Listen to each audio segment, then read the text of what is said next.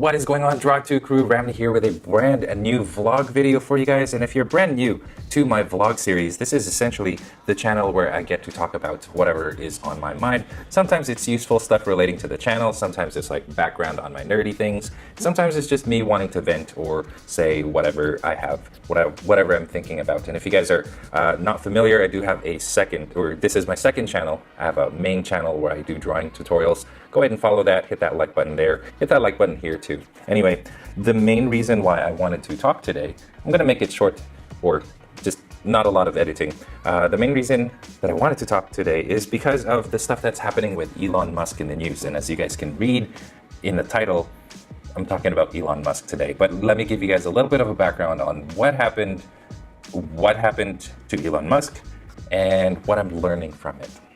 Okay, so I live in Thailand. And just recently, I'm sure you guys probably heard this in the news, but just recently there was a bunch of boys that were stuck in a cave here in Thailand, and it took like a month, essentially like 3 weeks to get all of those boys out of the cave. And it was like a massive effort put by the Thai government and a whole bunch of other like people from different nations, the US, the UK, I think Australia was in there too. So it was like a huge project to get all of these kids out of the cave, because they went in the cave they went in the cave when the water was low, and then it started raining and it blocked their way out, so they couldn't get out of the cave, and so they had no choice but to go further and further in for safety, and so they got stuck in the cave and there was no way for them to get out. And like 11 or 12 days later, people found them, like a whole bunch of scuba rescuer, like a rescue team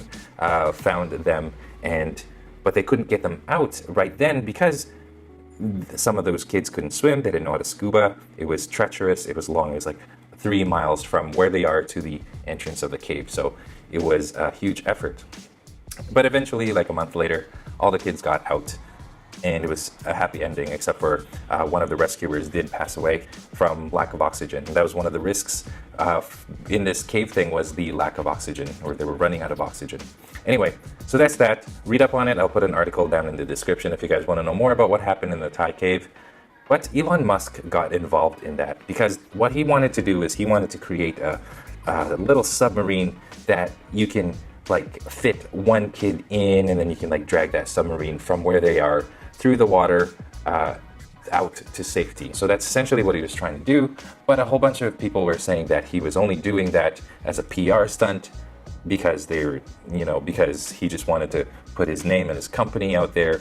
And essentially they're accusing him of exploiting the situation by furthering his company, which is a negative thing. But and one of those people criticizing him was one of the lead rescuers that did the cave diving to actually rescue the kids. And so that's the situation. Of course, Elon was not happy about it. If you guys don't know who Elon Musk is, he owns Tesla, he owns a whole bunch of companies. He's like a billionaire. He does SpaceX. He does a lot of research stuff. He does a lot of good for the world. He's one of those guys that actually does a lot of really cool, innovative stuff that benefits the world. But in this case, because I guess he was insulted by the fact that the people didn't think that his submarine would work, and they thought that he was just exploiting the situation. He got insulted, and it was clear in his Twitter account. He started bashing people. He started he started this feud, and when he was called out on his sub being worthless and a PR stunt, he essentially insulted people. Like he started calling like the main guy who did the main diving, he called him a pedo, which means pedophile, which if you guys don't know, that's kind of like what they say is why white people come to Thailand, is because they want to they're here for like the sex industry or whatever. But yeah, a lot of mature themes here. But yeah, he called him a pedophile, which is not what you do. So essentially, long story short, Elon Musk acted impulsively on Twitter. When he got called out, he started saying whatever was on his mind on Twitter and insulting people, baseless insults. and all that stuff, which is, I mean, there's news articles about it. I'll also put a link down in the description for that, so check that out. But that's what happened. And so what am I getting from that? Like, I'm sitting here looking at all this kind of happening in like live.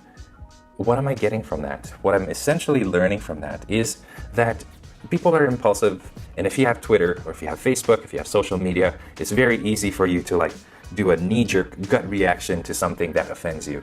And that's exactly what happened to Elon. He got offended.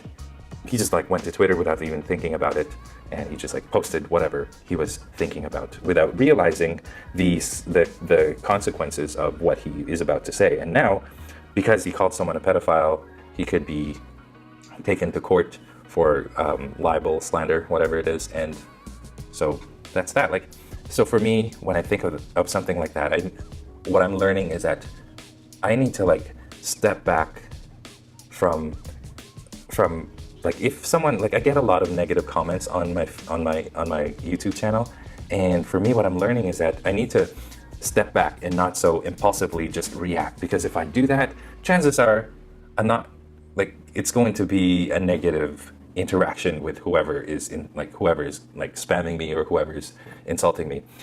But in person, I'm one of those people who I guess it's just my nature as a teacher to always have the last word.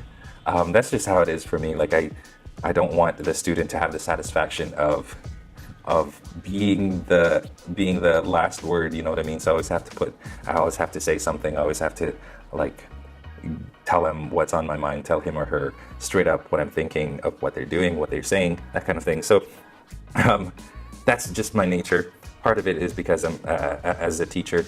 But when I do that on social media, if I do it on Instagram, if I do it on Facebook, I'm finding that it comes off wrong. You know what I mean?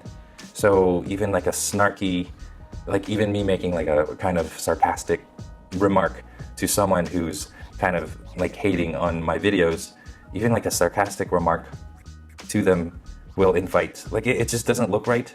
And other people will see that and they'll think, oh man, Ramny's not a nice guy, that kind of thing. That's kind of the thing that I don't want people to think, is that I'm not a nice guy, because I'm trying to be a nice guy.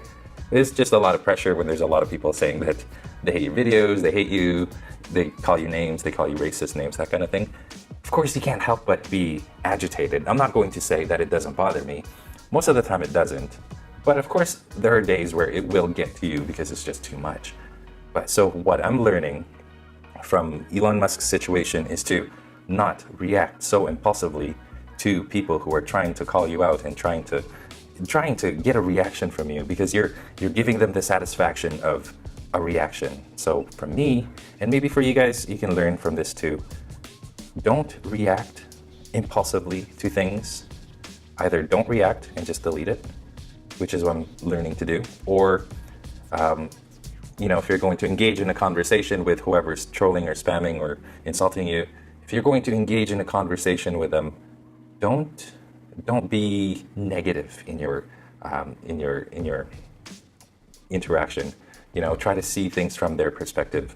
If there's an insult, if they insult you, there's probably a reason, even though it's not a good reason, there's probably a reason why. And I think it's just best for your state of mind to just ignore all that stuff. For me, I get a lot of negative comments. I get probably a good average of like 1 or 2 a day of just like negative, flat out, just insult.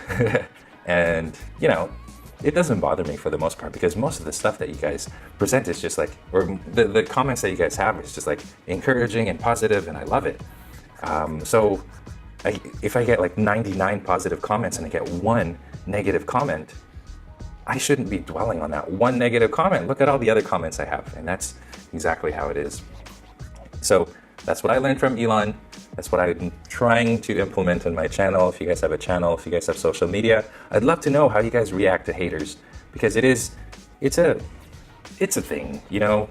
If you put something out online, no matter what you do, no matter how good, no matter like how positive you try to be, there's always going to be people that'll hate what you do, that'll hate you, and that's just going to be how it is. So you just have to accept it, deal with it, know that it's coming, and just be positive.